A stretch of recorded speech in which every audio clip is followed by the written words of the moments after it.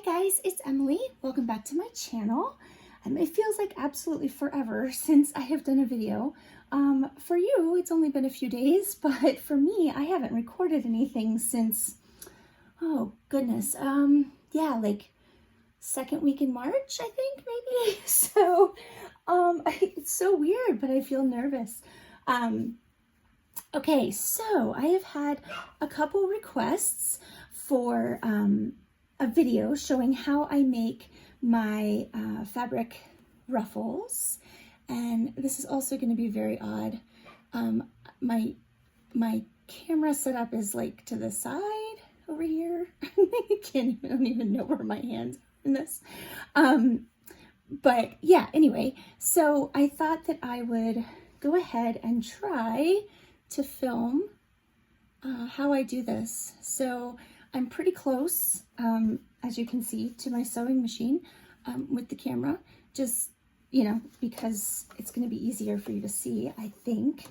Let me first just say that this takes some practice, unless you are like a proficient sewer, in which case you probably don't need a video showing you how to do this. And I will also say that I am in no means, I am not a sewing expert.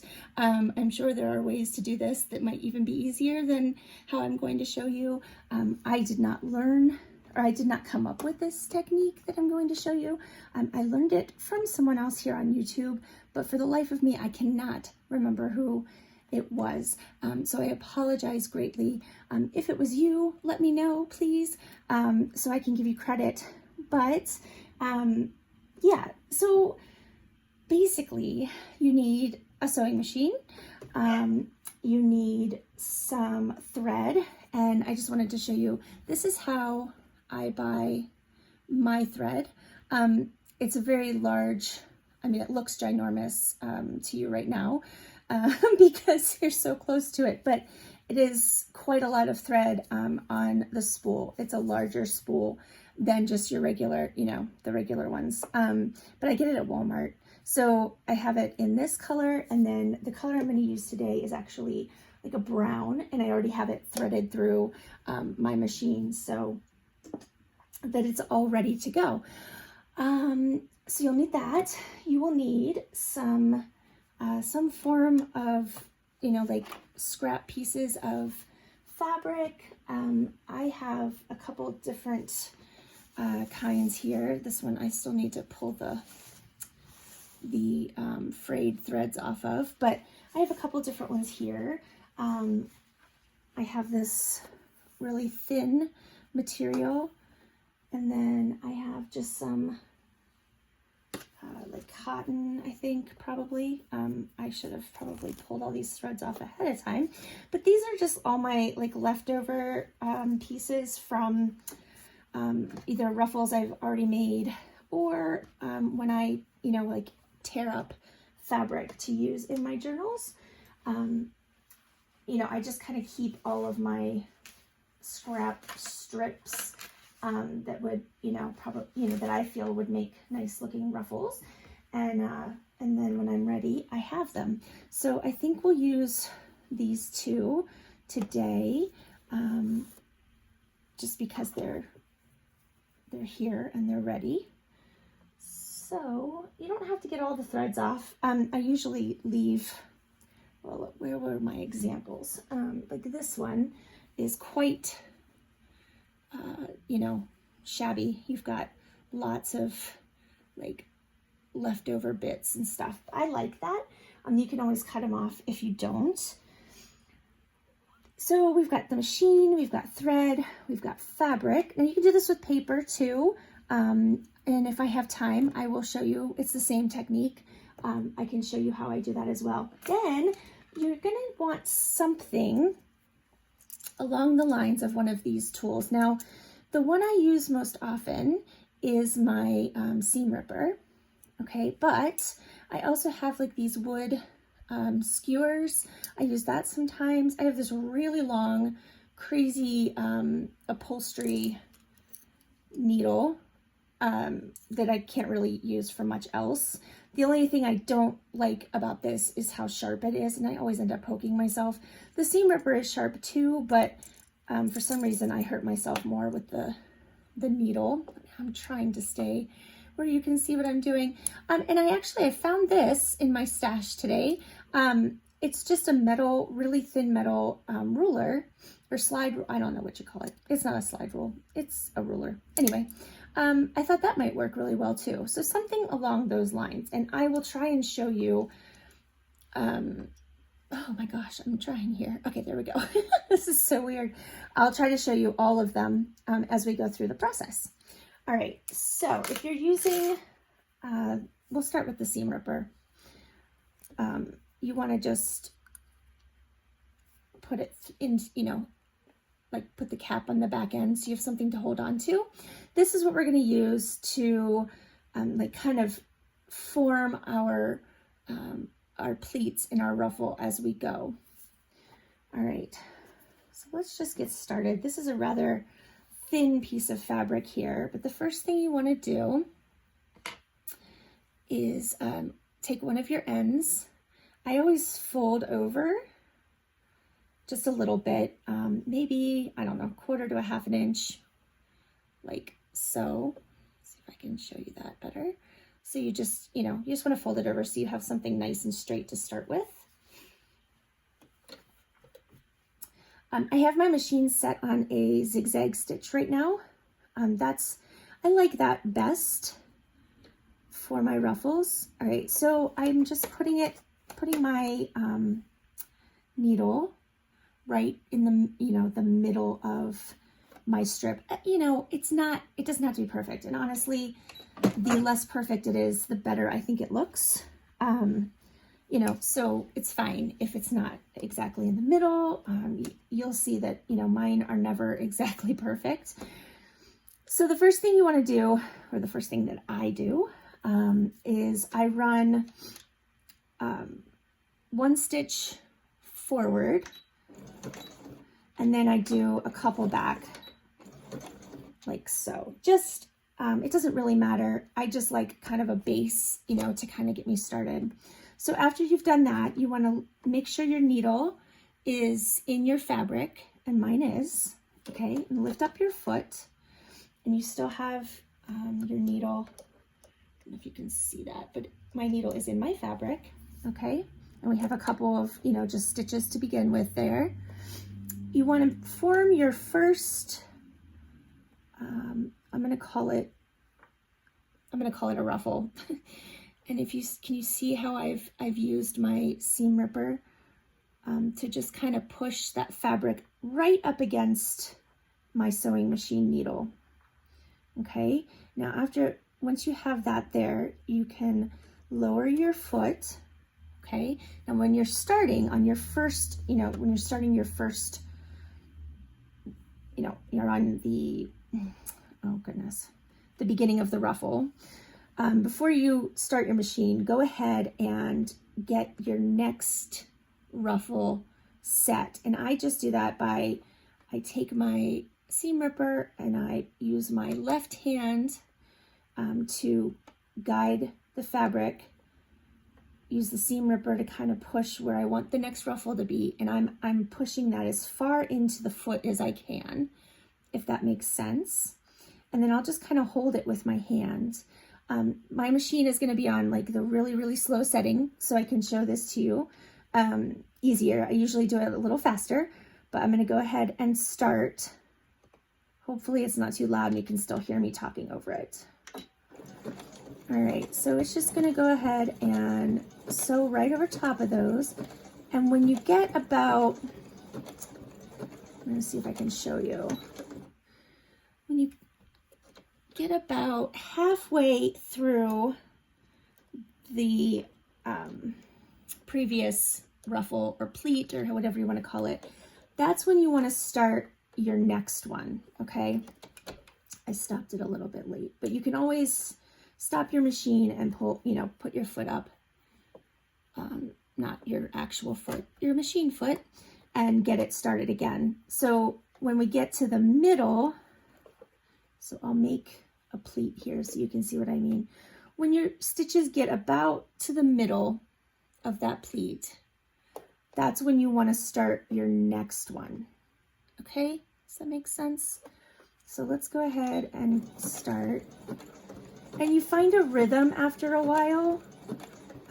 I actually probably start making the next pleat earlier than what I just told you to do. Whatever you're comfortable with, whatever works for you. But yeah, that's just what I'm doing. I'm using whatever, you know, tool you've chosen and my left hand to just kind of guide everything. And as you can see, everything is just kind of, I don't know, it's not perfect. It's kind of haphazard and messy, but I'm okay with that.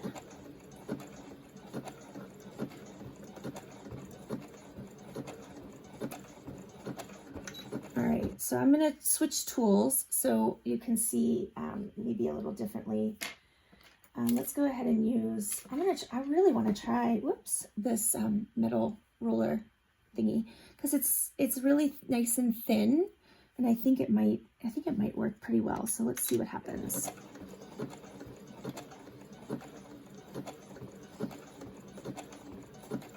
Oh, that is really nice. Now, you know, like I said, I usually do this on a higher speed, only because I've been doing it for a while now. Until you get the hang of it, just keep your machine as slow as you need to. It's not, you know, it's not a race. Don't feel like you have to zoom through it. All right, now we're getting to the end of this piece, this strip of fabric. Okay, so let me stop this because I lost control, and that happens. And when that happens, I just raise the foot and fix, you know, just kind of create a couple pleats under there, and then you're ready to go again. All right, so when you're down to about this much fabric left, okay, it's not scientific at all. I'm gonna start this new, well, you know what, no, let's not do that. That's just gonna be confusing. Let me get another piece of the same here. Oh, I hope I'm doing an okay job showing this.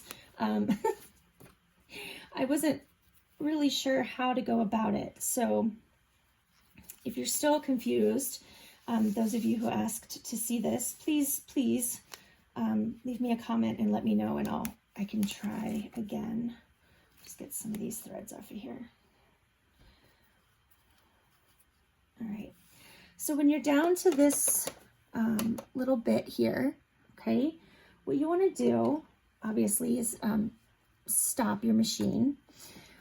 I create another pleat or ruffle or whatever we're calling it, and I slide my new strip underneath there, okay?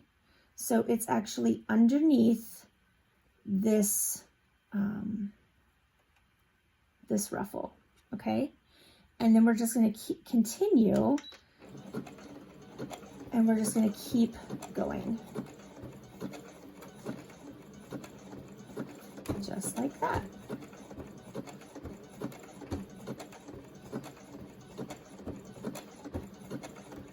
I tend to make one long strip of ruffle, and then I cut it up either as I need it, or I do sell ruffles in my Etsy shop, and I sell them two different ways. I have some that are listed as one big long yard piece of ruffle, or I also sell them in 6-inch strips.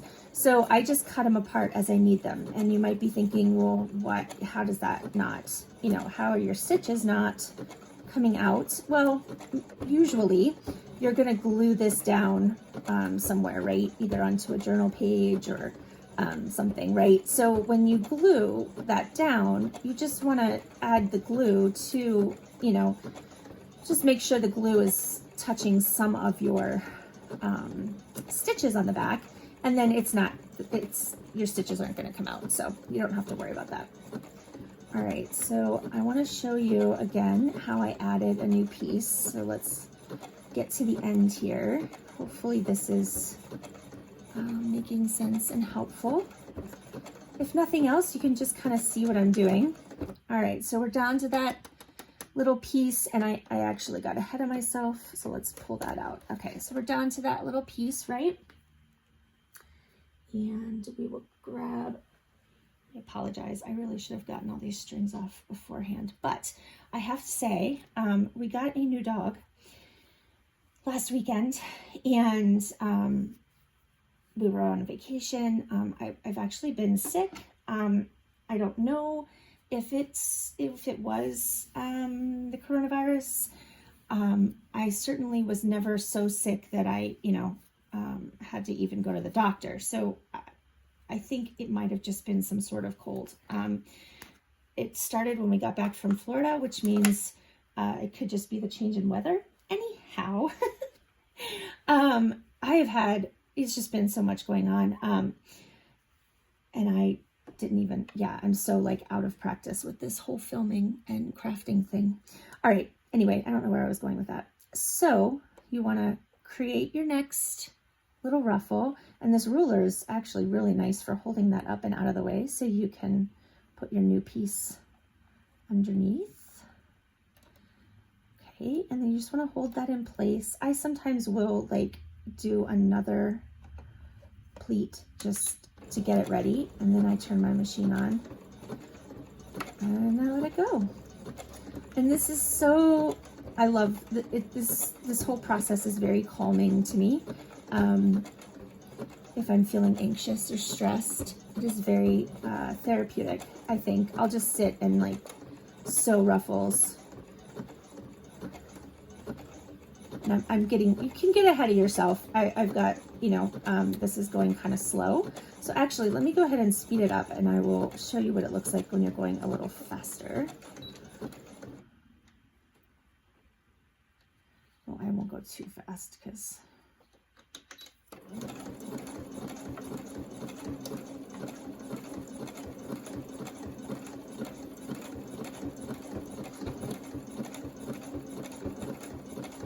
and if you feel like it's leaning a little bit to the side, just push it, just kind of move it around. It doesn't matter.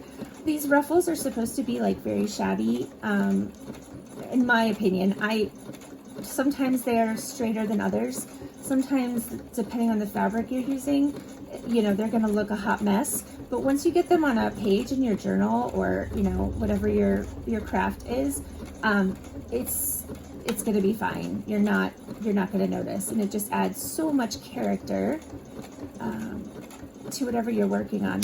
Okay, let's go ahead and I will show you how I finish off the end. So again, I probably would have left a little more, but I got carried away. I just take this last little bit and fold it under itself, so you kind of have a nice folded edge there. Okay, and we're just gonna sew until we come to the end. Oops, I went a little too far. And then I usually back stitch a couple, but again, you don't have to. And then, whoops, sorry, my hands are huge in this. And then there you go. There is your strip of ruffle. Pretty simple, right? So yeah, I hope that was helpful. I hope that didn't confuse you even more. I would say that my new favorite go-to tool for this is probably this little metal ruler. I can't speak, but honestly, most of us have a seam ripper somewhere in our stash, or a long needle. You could probably even use just a regular awl or pokey tool, whatever you use, normally, like to poke holes for your journals. That would probably work. I have not tried that. I feel like most of them have like that bulb on the end. That might make it a little difficult. I think you could probably use like an old gift card or credit card or something. Anything that's just a nice flat, even, just something to push that fabric through will work just fine. All right, guys. Yeah, I hope you have a fantastic day. I hope you're all staying healthy. I hope you're all staying safe and not going too crazy with this quarantine. Since I was sort of sick, I wasn't minding it too much, but now that I'm feeling better, I'm feeling a bit cooped up. So I hope you're all doing well. And I will be back soon. I have letter Z to do for the 3 and 30 challenge, and that's it, guys. So that will be on Monday. And yeah, I don't know. I can't believe it's over. All right. Have a fabulous day and a fabulous weekend, and I will talk to you soon. Take care, guys. Bye.